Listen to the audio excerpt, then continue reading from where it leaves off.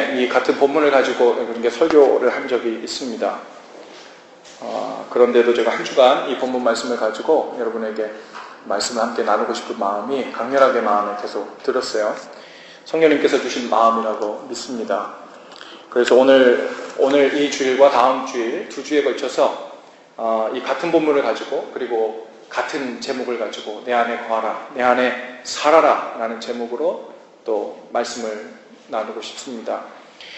제가 지난 1년 동안 이 10주간의 새신자반 제자훈련을 4번 했어요. 40주를 했죠. 그리고 지금 5기가 지금 오늘 하는 게 이제 8주 차니까 이제 48회째 하게 되는데 모임 때마다 다양한 질문들을 접하게 됐습니다.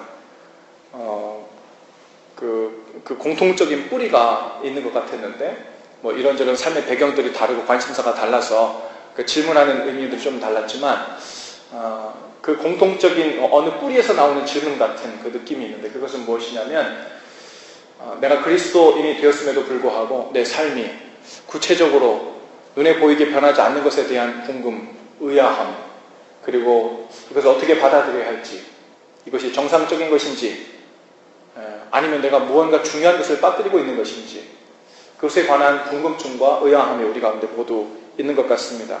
어떤 분은 나름대로 다른 제자훈련들도 받아보고 성경 공부도 해보고 또 성경을 읽기도 하지만 잠시 얼마 동안은 조금 달라진 것 같더니 이내 다시 삶이 변하지 않는 그 제자리 걸음 같다고 말씀했습니다. 마치 그 실패의식이 그 마음속 깊이 자리 잡고 있는 듯 했습니다.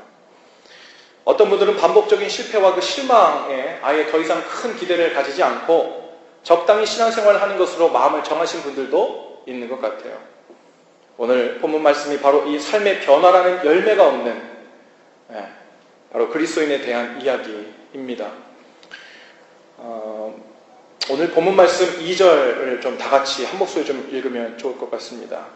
본문 말씀 2절 시작. 물은 내게 있어 열매를 맺지 아니하는 가지는 아버지께서 그것을 제거해 버리시고 무릇 열매를 맺는 가지는 더 열매를 맺게 하려 하여 그것을 깨끗하게 하시느니라. 아멘.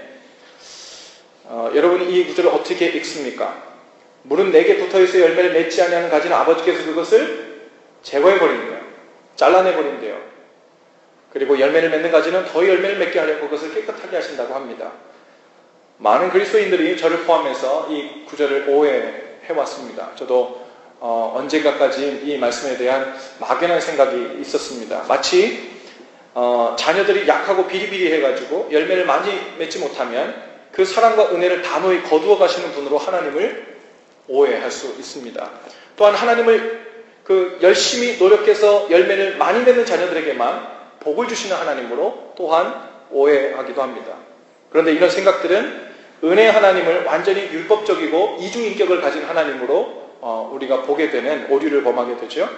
그것은 마치 조건 없이 우리를 사랑해 주시고 자녀 삼아 주신 하나님께서 갑자기 태도가 돌변해서는 은혜는 여기까지다. 이제부터는 스스로들 열심히 노력해서 열매를 많이 맺는 놈들만 살아남게 될 거다. 나머지는 가차없이 다 쳐낼 거다. 라고 마치 그 스파르타 그 교관처럼 갑자기 돌변하신 하나님으로 우리가 보여지게 되죠. 그런데 생각보다 많은 그리스도인들이 하나님에 대해 이와 비슷한 이미지를 가지고 신앙생활을 한다는 거예요. 그래서 최대한 열매를 많이 맺는 사람이 되어서 하나님께 내쳐지지 않으려고 아둥바둥 되는 것 같습니다. 두려워하고 불안해하면서 신앙생활을 합니다. 이러한 생각을 자신도 모르게 마음에 깔고 있다 보니까 우리가 갖고 있는 신앙생활을 하면서 갖게 되는 그 목표, 그 어떤 목적들도 자꾸 그와 비슷한 류로 흘러가게 되는 것 같아요. 어떤 형제가 제게 와서 그렇게 말했습니다. 목사님, 저는 목표가 11조를 얼마 드릴 수 있는 사람이 되어 하나님께 영광을 돌리는 것입니다. 그런 사람이 될 수 있도록 저를 위해서 기도해 주세요 하고 부탁했어요. 물론 물질로 헌신하고 봉사하겠다는 마음은 좋은데 문제는 그 마음속에 내가 물질적으로 열매를 많이 맺는 사람이 될 때야 하나님이 나를 내치지 않고 관심을 가져주시고 사랑해 주실 것이다. 잘라지지 않을 것이다. 복을 2배나 더 줄 것이다. 라는 그 생각이 마음속에 깔려져 있는 게 문제예요. 그것은 하나님의 조건 없고 완전하신 사랑을 오해하게 만드는 오히려 마귀가 넣어주는 생각입니다. 그런데 오늘 본문 2절 말씀에서는 분명 여러분도 보시는 것처럼 농부 되신 하나님께서 쳐내시는 가지가 있대요. 분명히 죄하신다고 그러셨어요. 어떤 가지들을 쳐내신다고 말하십니까? 열심히 노력해서 스스로 열매를 맺지 못하는 그런 가지들을 쳐낸다는 말이 아니죠. 오늘 정확히 표현을 보면 무릇 내게 붙어있어 열매를 맺지 아니하는 가지들이라고 되어 있어요. 더 정확한 이해를 위해서 메시지 성경 번역을 읽어드려 볼게요. 내게 붙어 있으면서 열매를 맺지 않는 가지는 아버지께서 다 쳐내시고, 그러니까 겉으로 보니까 포도나무이신 예수님께 붙어는 있어요. 그런데 열매가 안 나오는 거예요. 그 가지들을 쳐내신다고 하시는 거예요. 무슨 말이에요? 겉으로는 포도나무이신 예수님과 딱 붙어 있는 것 같은데 정작 그 속에는 주님과 연결되어 있지 않아서 삶의 변화라는 열매가 나타나지 않는 거예요. 언뜻 보면 11조 생활도 잘하고 큐티도 하고 제자훈련도 하고 예배 때 열정적으로 찬양도 할 줄 아니까 누가 봐도 예수님이라는 포도나무에 딱 붙어있는 가지 같이만 보입니다. 그런데 정작 그 사람의 일상의 삶을 보니까 포도나무이신 예수님으로부터 영적 자양분을 공급받아 산다는 증거가 하나도 보이지 않는 거예요. 겉으로 보기에는 포도나무에 딱 붙어있는 신실한 그리스도인 같은데 정작 그 속에는 포도나무이신 주님과의 내적 교류나 유기적인 관계, 이런 것이 전혀 이루어지지 않아서 주님으로부터 흘러들어오는 자연분으로 사는 것이 아니라 그저 내 힘, 내 능력, 내 노력으로 내가 정해놓은 그 종교적 양심과 나름대로 이 이상적인 잣대, 그것을 위해서 살고 있는 모습을 보게 됩니다. 포도나무이신 주님께 붙어있는 이유와 의무를 전혀 모르고 포도나무에게는 붙어만 있으면 되는 줄 알아요. 어떻게 붙어있어요? 교회 나가는 것으로. 우리 교회 등록부에 교인 이름을 올리는 것으로, 그것으로 포도나무에 붙어있는 줄 안다는 거예요. 정기적으로 주일마다 예배 드리는 것으로 포도나무에 붙어있는 줄 안다는 거예요. 꼬박꼬박 10분의 1씩 하나님께 재정을 드리면서 주님의 것임을 제가 떼먹지 않았습니다. 그러면서 그렇게 드리는 것으로 주님께 붙어있다고 생각한다는 거예요. 그런데 포도나무신 주님께 붙어있는 이유는 그러한 이름, officially 이름 걸어놓자고 붙어있는 게 아니죠. 사실은 그 능력과 힘과 내적 자양분을 공급받자고 붙어있는 거예요.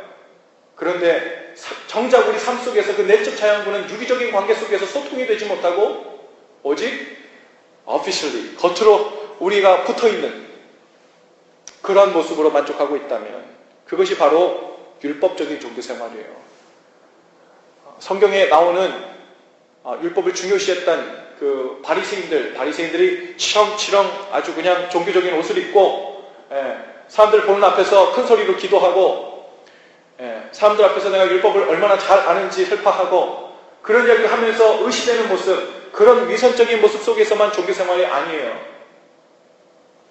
율법적인 종교생활이란 똑같이 와서 열정적으로 찬양하고 큐티도 하고 제자훈련도 하고 하나님 앞에 부흥회 때 눈물도 흘리고 회개도 하고 다 했는데 문제는 겉으로는 연결이 됐는데 내 삶 속에 들어와 보니 매일매일 포도나무이신 주님과 내적으로 연결되지가 않아서 서로 교류가 없고 유기적인 관계가 없고 인격적인 관계가 맺어지지 않아서 그 영양분과 그 힘과 능력으로 어떻게 사는지 조차 이해하지 못하는 거예요. 그저 내가 주일날 들었던 이 설교 말씀, 그것을 기억해서 목사님이 이렇게 하라 그랬지, 그리고 그것을 율법적으로 머릿속에 칠판에 딱 적어놓고 그것을 지키려고 일주일 내내 사는 거예요. 이게 율법적인 신앙생활이에요. 여기서 듣는 것은요, 물론 하나님께서 성령을 통해서 우리 각 사람에게 들려주신 음성이 있어요. 하지만 우리가 유기적인 신앙생활, 유기적인 주님과의 관계를 맺는다는 것은 우리가 직접 한 사람 한 사람이 주님과의 내적인 인격적인 유기적인 관계를 가지고 주님으로부터 성령을 통해 음성을 듣는 것인 줄로 믿습니다. 그 가운데 순종하며 나가는 삶, 그 가운데 우리가 주님으로부터 영적인 자양분을 받아 사는 삶이 되는 줄로 믿습니다. 얼마나 많은 그리스도인들이 겉으로는 봉사하고 주일 예배를 빼먹지 않고 있다는 이유로 자신이 포도나무이신 주님께 제대로 붙어있는 가지라고 착각하고 있는지 몰라요. 하지만 제대로 된 가지는 포도나무에 붙어있기만 한 것이 아니에요. 포도나무이신 주님과의 내적 교류가 있어야 된다고 그랬어요. 친밀하고 유기적인 관계를 통해 영적 자양분을 공급받아야 합니다. 그래서 삶의 변화라는 그런 열매가 우리 삶 가운데 나타나야 된다는 거예요. 여러분 여기서 잘 들으시기 바랍니다. 오해하지 마실 것은 삶의 변화라는 열매가 나타나야 된다는 말을 잘 들으셔야 돼요. 삶의 변화라는 열매를 스스로 열심히 노력해서 맺어야만 진정한 그리스도인이다라는 말이 아닙니다. 우리가 이런 식으로 이야기를 하다 보면 우리가 믿음과 우리가 행위라는 이 관계에서도 우리가 아주 오해를 많이 합니다. 행하지 않는 믿음은 죽은 믿음이래요. 그렇죠? 성경에서 분명히 얘기했어요. 그래서 사람들이 얘기합니다. 믿음 막 좋다고 얘기하면 당신 행위가 얼마 있는지 봐. 행하지 않는 믿음은 죽은 믿음이라 그랬어. 그래서 마치 자기는 그 믿음의 깊은 의미를 통달해서 알고 있는 것처럼 사람들에게 이야기합니다. 그리고서는 뭘 카운트해요? 행위가 몇 개인가를 카운트합니다. 그래서 당신이 이 율법 중에 10개 중에 4개, 5개, 7개, 8개의 행위를 지켰으니까 당신은 70%, 80% 믿음을 가지고 있는 거야. 라고 역으로 설명을 해요. 행위가 몇 개니까 믿음도 그만큼이야. 그건 오히려 더 큰 오해예요. 믿음이 진정한 믿음이고 진실로 믿게 되면 행위가 자연스레 드러난다는 말이지 행위가 몇 개라는 것으로 믿음이 증거된다는 말이 아니에요. 여러분 예수 안 믿어도요? 교회 안 다녀도요? 선한 행위 하는 사람이 얼마나 많아요? 혹은 내가 진짜로 예수님을 안 믿는데요. 내 마음속에 나는 하나님의 자녀이면 이 정도는 살아야지. 이 정도 인격은 돼야지. 이 정도 말투는 써야지. 이 정도 종교적 언어는 써야지. 라고 생각하면서 그 수준에 맞게 사는 사람들 많아요. 그런데 그 사람은 실제로 주님과 인격적인 관계가 없어요. 그냥 자신이 노력하고 애써서 그 수준에 맞게 사는 거예요. 그것이 행위라면 그것만큼 믿음입니까? 아니에요. 행위 가지고 믿음이 증거되는 게 아니에요. 잘 들어야 돼요. 행위로 인해서 믿음이 증거되지만 순서는 행위를 카운트해서 믿음이 얼마나 큰가를 보는 것이 아니라 진짜 믿음이 있는 만큼 행위가 드러나는 거예요. 이 사람은 정말 믿음이 있어. 그런데 행위를 보니까 행위가 하나도 없어요? 그러면 어떻게 생각해야 돼요? 믿음이 뭔가 잘못됐구나. 내가 믿는다는 것을 뭔가 착각하고 있구나. 내가 뭔가 지금 믿음에 관해서 내가 지금 다시 고쳐 잡아야 될 게 있구나. 그것을 알아보는 의미로서 행위를 체크하는 거예요. 행위가 없다면 내 믿음을 다시 잡아야 돼요. 진정으로 제대로 믿고 진정으로 진실하게 믿고 주님을 더 붙들려고 애쓰는 거예요. 그러면서 행위가 스며 나오는 거예요. 그리고 행위가 스며 나오면 이 믿음이 진짜구나. 제대로 가고 있구나. 이것을 보는 거예요. 믿음은 놓고 행위 따로 믿음 따로 놓고 카운트하는 것이 아니라는 거죠. 그런 의미에서 오늘 여러분이 읽고 있는 이 말씀, 제가 말씀드린 것 예수님과 내적으로 교통가고 유기적인 관계를 맺으면 삶의 변화라는 열매가 나온다 그랬어요. 그렇다고 해서 삶의 변화를 내 힘으로 애써서 노력해서 얻어내면 주님과의 거꾸로 유기적인 관계가 이루어지냐? 그것은 아니라는 거예요. 다시 한번 말씀드릴게요. 삶의 변화라는 열매를 스스로 열심히 노력해서 맺어야만 진정한 그리스도인이다 라는 말이 아니에요. 포도나무이신 주님과의 유기적인 관계, 내적 교류가 통하도록 그 연결 통로가 뚫려 있으면 자동적으로 포도나무에서 공급되는 힘으로 삶이 변한다는 말입니다. 할렐루야. 5절 말씀이에요. 메시지 성경으로 제가 한번 읽어드려 볼게요. 나는 포도나무요. 너희는 가지다. 너희가 내게 붙어있고 내가 너희에게 붙어있어서 친밀하고 유기적인 관계를 이루면 틀림없이 풍성한 수확을 거둘 것이다. 아멘.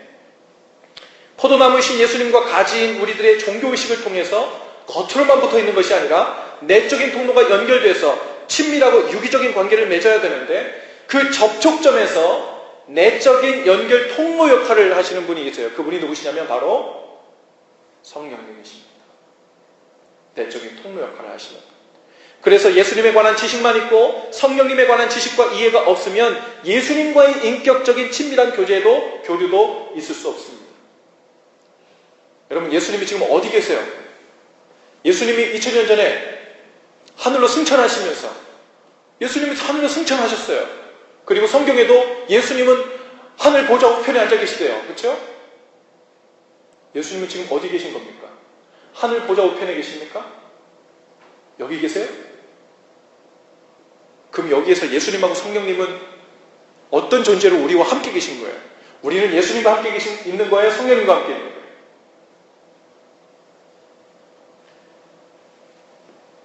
여러분, 이것을 분명하게 해야 합니다.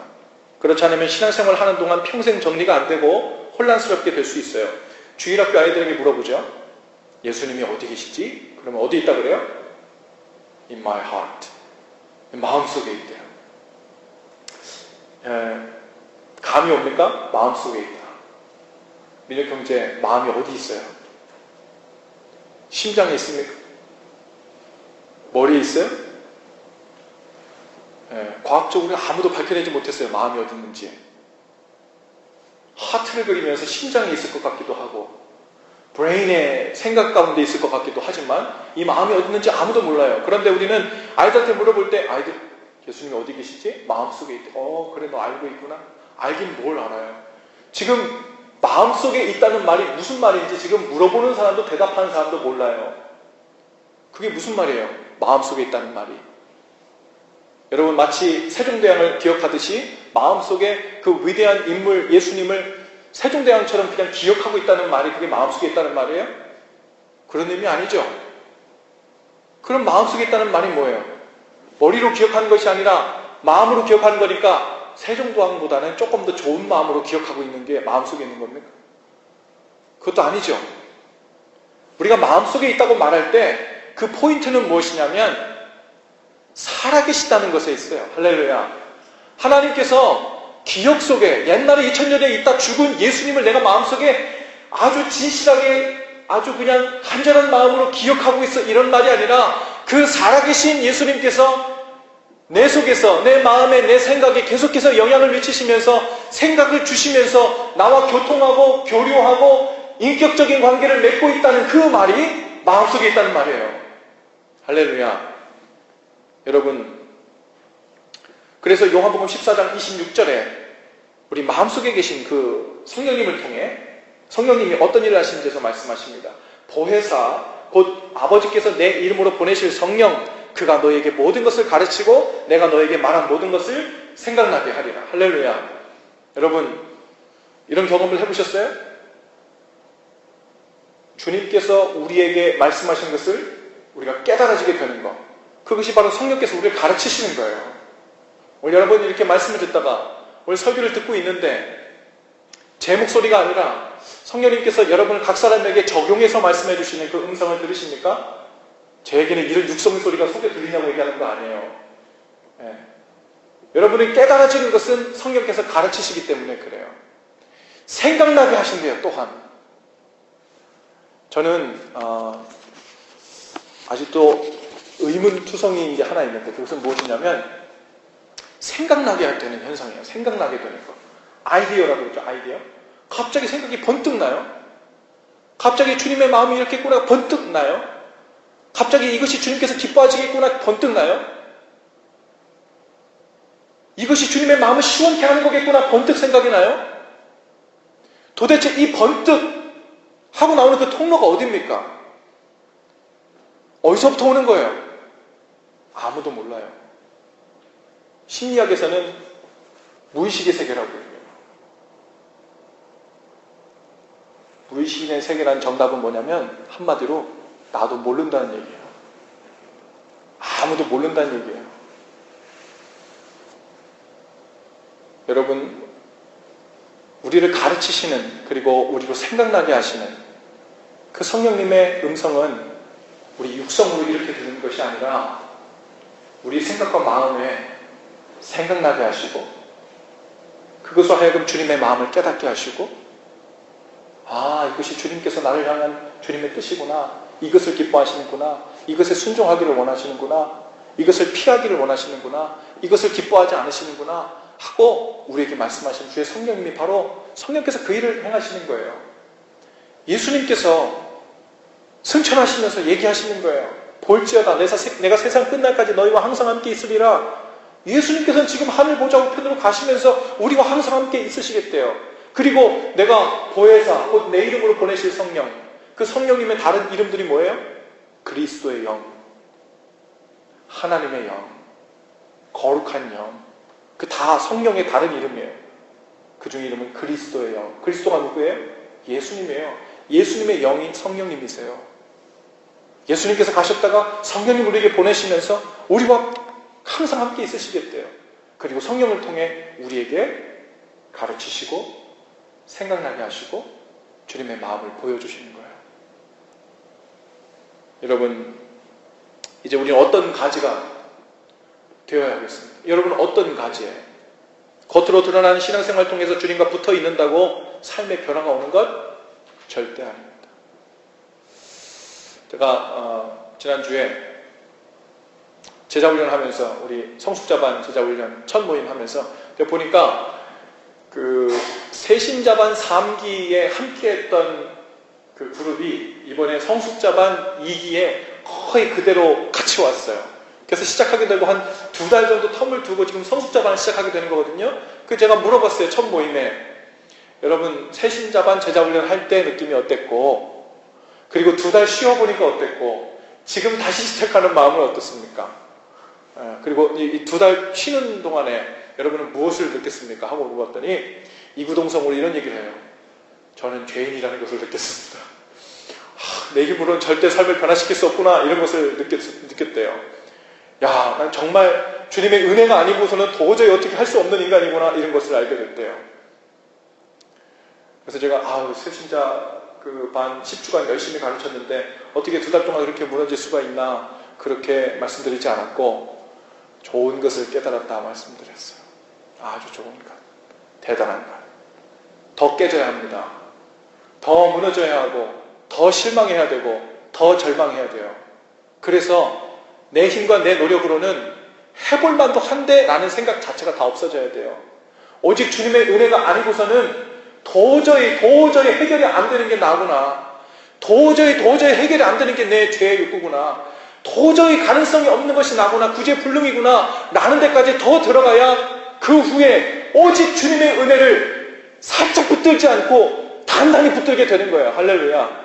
그래서 성경에 주님의 제자로 완전히 헌신하고 따라갔던 사람들은 똑같이 정반대로 자신의 죄성을 처절하게 느꼈던 사람들이에요.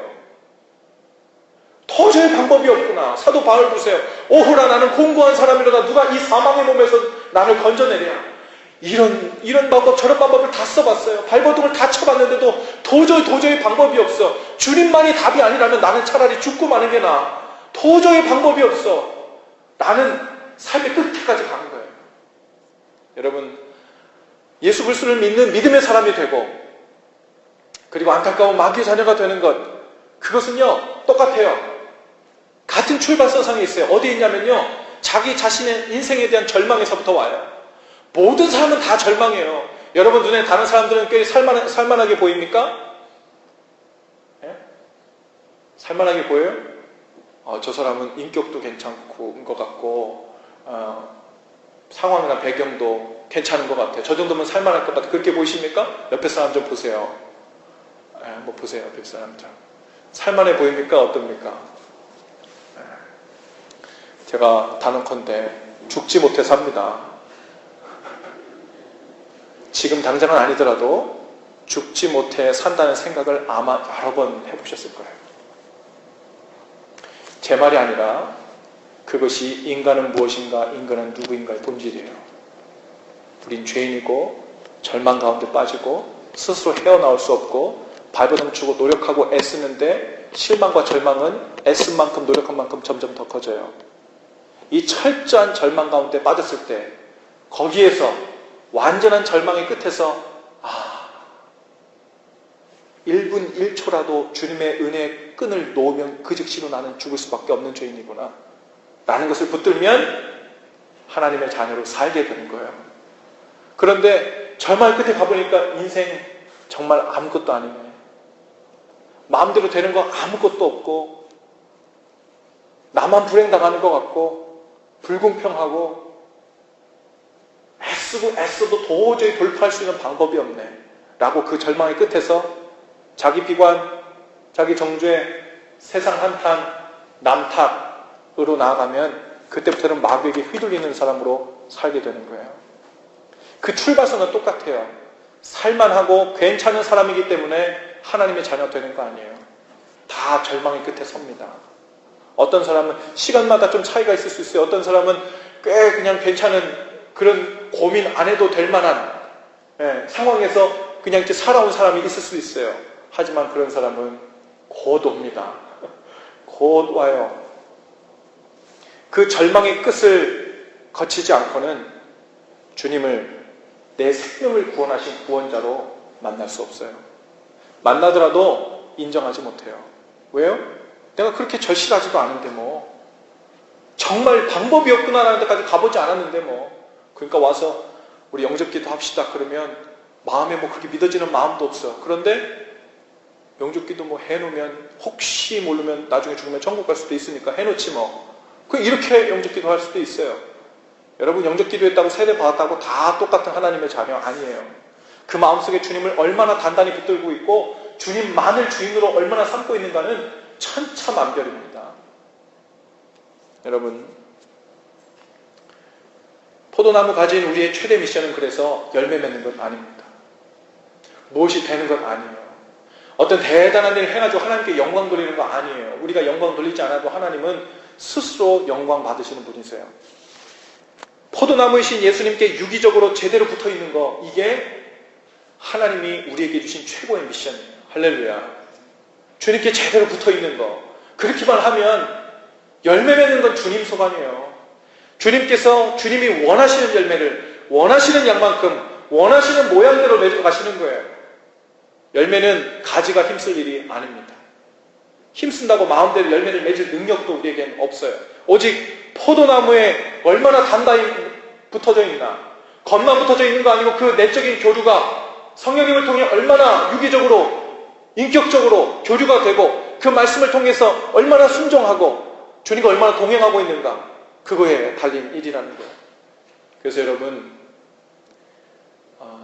좋은 믿음의 가정 이루려고 너무 애쓰지 마세요. 우리 힘으로 믿음의 가정 이룰 수 없어요. 너무 힘들기 때문에 이룰 수 없다는 말이 아니에요. 원래 이룰 수 없는 거예요.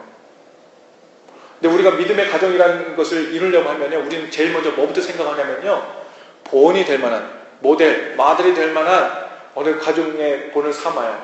그리고서는요, 그 수준을 딱 정해놓고 저 정도 되면 믿음의 가정이라 여길 만한 대장을 세웁니다. 그리고서는 아내의 역할, 남편 역할, 자녀의 역할 다 맞춰놔. 그리고서 각자 열심히 최선을 다해서 노력해가지고 그 수준에 이르려고 애씁니다. 남편은 남편대로, 아내는 아내대로, 자녀는 자녀대로 그 수준에 이르르면 믿음의 가정이 되는 줄 알고 열심히 달려가요. 근데 어떻게 된다고요? 이건 못 이루는 거라고요. 안 되는 거예요. 가지가 열매 맺는 게 아니에요. 가지는 그냥 붙어있으면 포도나무이신 예수님께서 열매 맺는 거예요. 근데 내 힘으로 맺어보려고 하니까 안 돼요. 안 되는 게 당연해요. 열심히 노력해가지고 50% 찼어요. 열심히 노력해가지고 70%까지 갔다고 칩시다. 언젠간 무너져요. 무너질 수밖에 없어요. 무너지고 나면 우리는 그때부터는 어디로 갑니까? 자기 정죄 혹은 남탓. 왜 나는 이만큼 하는데 당신 못 와? 저 사람은 저만큼 가는데 나는 왜 못 갈까? 우리 자녀들은 왜 이 수준에 이르지 못할까? 하면서 계속해서 율법적인 방법으로 계속해서 이루게 나가는 거죠.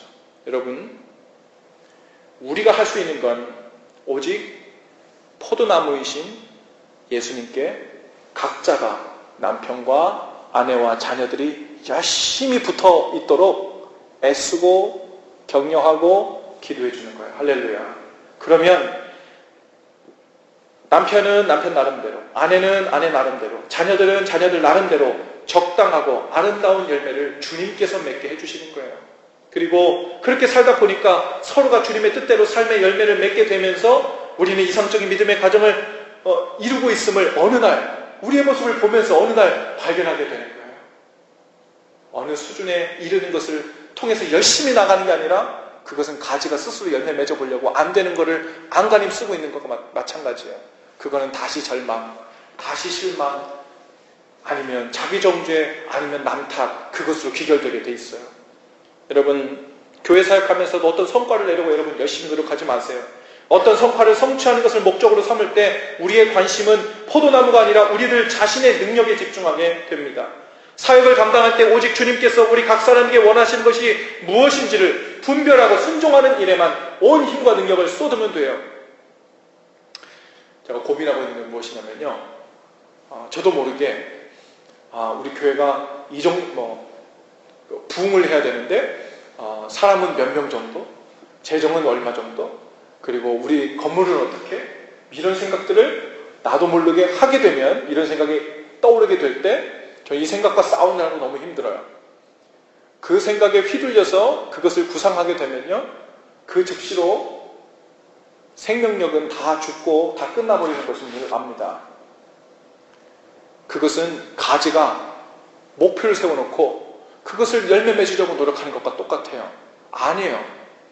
우리는 각자 주님께서 우리 각 사람과 교류하시고 또 말씀하시고 순종하는 일에만 애쓰면 돼요.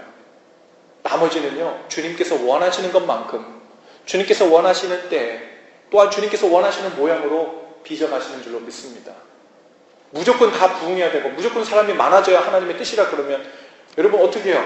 우리는 그래도 시카고에 좀 사람들이 많은 편이잖아요? 여러분, 사람들 없는 데들 있어요. 얘기 들어보면요, 타주에 어느 시골에서 한인교회를 막 시작하시는, 막 개척하시는 분들을 들어봐요. 그럼 거기엔 동네에 한인이라는 사람이 다 합쳐봤자 막 손에 꼽아요.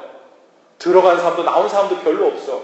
거기다가 여기서 통성기도가 40일 금식기도 한다 해도 그건 안 되는 거예요. 주님의 뜻이 무조건 부흥하는 거다. 주님의 뜻이 그냥 무조건 사람들 많아지는 거다. No. 주님의 뜻은 officially 겉으로 주님께 붙어있는 사람들의 인원이 많아지는 것이 아니라 내적으로 주님과의 연결고리가 아주 돈독해져서 성령님을 통해 주시는 주님의 음성을 듣고 순종하고, 그리고 그로부터 영적 재앙분을 받는 그 통로가 활짝 열려져 있는 것, 거기까지가 우리가 할 수 있는 일이에요.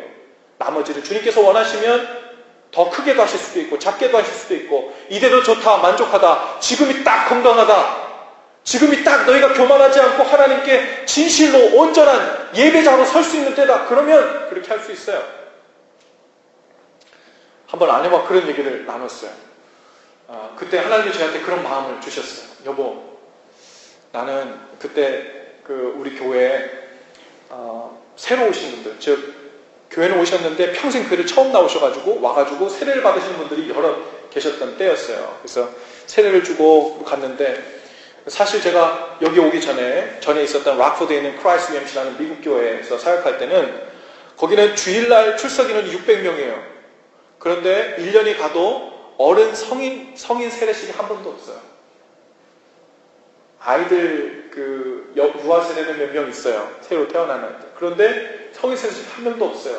그 얘기는 전부 다 기독교가 됐다는 이야기가 아니라 예수님을 구세주로 안 믿는 사람이 인격적으로 주님을 만나고 생명으로 옮기우는 일들이 나타나지 않는다는 이야기예요. 여기 와서 우리가 그 규모 면으로 보면 훨씬 수십 배 작은데, 이곳에서 오자마자 수개월 사이에 여러 명이 새로 오셔가지고 성인들이 와서 그 이야기를 하고 복음을 전하고 세례를 받고 하는 일들이 있었습니다. 그래서 그때 마음에, 만약 주님께서 이곳에서 이렇게 처음 예수 그리스도를 주로 영접하고 오는 사람들 이렇게 주님께서 보내주셔서 세례를 영접할 수 있다면, 주님, 여보, 지금 이 모양대로 주님께서 평생 은퇴할까지 그냥 요 상태가 내 마음에 족하다, 그렇다면 나 감사하고 여기서 그냥 평생 이렇게 목회하고 여기서 감사하고 끝내면 난 여한이 없겠어. 정말 아내도 그렇대요. 너무 기쁘고 너무 감사하고 그런 일에 쓰임받을 수 있는 것 자체가 너무너무 소중합니다. 여러분들이 교회 이런저런 일들 많이 맡고 있는데요, 너무 부담 갖지 마세요. 이거 해야 되는데, 이 정도 성취해야 되는데, 몇 명 와야 되는데, 혹은 어떤 규모로 이것을 좀 끝내고 내보여야 되는데, 우리가 보일 분은 오직 예수 그리스도 한 분이신 줄로 믿습니다. 그분과 교통하면, 문제는 그분과 교통이 안 됐을 때 그분께 순종도 안 하고 귀도 기울이지 않으면서 나머지도 소홀하게 될 때, 그때가 진짜 문제죠. 주님과 소통이 되어 있다면 주님께서 주님의 일을 이루실 것입니다. 아이들을 잘 양육한다는 것도 그래요. 최고의 교육을 받을 기회를 제공한다는 의미가 아닙니다. 자존심 상하지 않을 만큼 교양 있고 재정적으로 넉넉한 부모가 되어주는 것, 그것이 아이 잘 기르는 것 아니죠. 여러분, 학교 다 졸업할 때까지 학비 다 대주고 차도 사주고 집도 사주고 모든 것을 다 잘 끝내줬어요. 그것이 여러분 잘 독립시키는 것입니까? 그것은 아주 작은 것에 불과해요. 아유, 해줄 수 있으면 그 정말 해도 감사하죠. 그런데 그것보다 훨씬 더 본질적인 것이 있어요. 부모된 역할은 다른 것이 아니라 부모를 떠나서 우리 아이들이 하나님과의 인격적인 관계를 맺고 하나님을 의지하며 살 수 있도록 독립시키는 것, 그것이 우리 부모가 가져야 될 최고의 미션입니다. 그 일을 위해서 우리가 기도하고 애써야 돼요. 그 일을 위해서 때로는 아이들이 죄 가운데 빠질 때도 있어요. 그 길은 절망하러 들어가는 거예요. 죄에 빠져봐야 아파요. 고통인 줄 알고 슬픔인 줄 알고 절망밖에 없는 줄 알아요. 일부러 죄 가운데 들어가라고 떠밀 건 아니지만 죄 가운데 그 아이들이 할 수 없이 들어가게 됐을 때 그를 위해서 하나님 꼭 필요한 것이라면 이 일을 통해서 우리는 소망이 없고 오직 하나님만 붙들고 살아야 되는 것을 깨닫게 하시옵소서. 이것에 우리의 초점이 있어야 될 줄로 믿습니다. 그냥 고통 안 받고 나쁜 일 일어나지 않고 그냥 미지근하게 대강 심각하고 진지하게 하나님을 생각해볼 겨를도 없이 사는 것, 그 사람이 제일 불쌍한 인생이에요. 제일 불쌍한 인생. 여러분, 내적으로 성령님과의 친밀한 교제를 통해서 자양분을 공급받아 사는 것을 가르치고 기도해 주는 것, 그것보다 안전한 독립은 없어요. 재정적으로 뭐든 다 해줬는데 이제 막 남자친구 여자친구 사귀기 시작하더니 아, 이 남자 없으면 안 되겠대, 이 여자 없으면 난 죽겠대. 그러더니 그 죽고 싶은 마음을 컨트롤하는 마음도 이것 하나도 어떻게 할 줄을 몰라요. 이 마음을 가지고 어디 가서 울어야 될지, 누구에게 털어놔야 될지, 하나님 앞에서 어떻게 해결받아야 될지, 어떻게 주님을 붙들어야 될지도 몰라. 그래서 이 마음 붙들고 있다가 정작 모든 거 다 해줬더니 그 마음 하나 해결할 줄을 몰라가지고 목숨을 끊는 사람들도 많아요. 무엇이 독립입니까? 우리가 보호해 줄 수 있는 것도 아니에요. 오직 그들 스스로 하나님과 인격적인 관계를 맺고 독립하게 해주는 것. 오늘 그 가운데 우리가 다 나갈 수 있기를 바랍니다. 마더 테레사가 이런 말을 했어요. 영어로 이렇게 이야기됩니다. God has not called me to be successful, but God has called me to be faithful. 하나님께서는 나를 성공하라고 부르신 것이 아니라 신실하라고 부르셨다는 거예요. 여러분, 하나님의 자녀 되었으니까 어떤 면에서 나름 성공하고 나름 하나님 어깨가 으쓱거리시도록 영광 받으시도록 무엇을 보이고 무엇을 이루어야 된다고 생각합니까? No. 그거야말로 마귀의 속임입니다. 주님께서 원하시는 것은 포도나무이신 주님께 우리가 신실하게 붙어있는 것, 그것을 위해서 주님께서 우리를 부르셨어요. 그리고 나머지는 주님께서 자양분을 공급하셔서 주님이 원하시는 열매를 원하는 양만큼 원하는 모양대로 맺으실 거예요. 그것에만 집중하고 있으면 우리에게는 열매가 많다 적다 이런 것에 휘둘리지 않아요. 그것 때문에 속상하고 그럴 마음도 없어요. 왜요? 그건 주님께서 하시는 거니까요. 주님께서 필요하시면 열매를 많게 하셔서 하실 수도 있고, 안 필요하시고 적당하게 필요하시면 주님께서 열매를 적게 맺을 수도 있어요. 그런데 내 힘으로 가진 내가 하지 말아야 될 내 힘으로 가지의 능력으로 무엇을 맺으려고 하다 보니까 조금 맺으면 속이 상한 거예요. 내가 한 거니까. 많이 맺으면 교만해지는 거예요. 왜? 내가 한 거니까. 자존심 상하는 거죠. 왜요? 주님께서 하신 거면 우리가 뭐라 그럴 게 없어요. 가지가 자꾸 열매 맺으려고 하니까 그렇게 되는 것입니다. 하나님이 우리에게 주신 미션은 힘써서 열매를 맺는 것이 아니에요. 오직 힘써서 성령님을 통해 포도나무이신 예수님께 제대로 붙어있는 것입니다.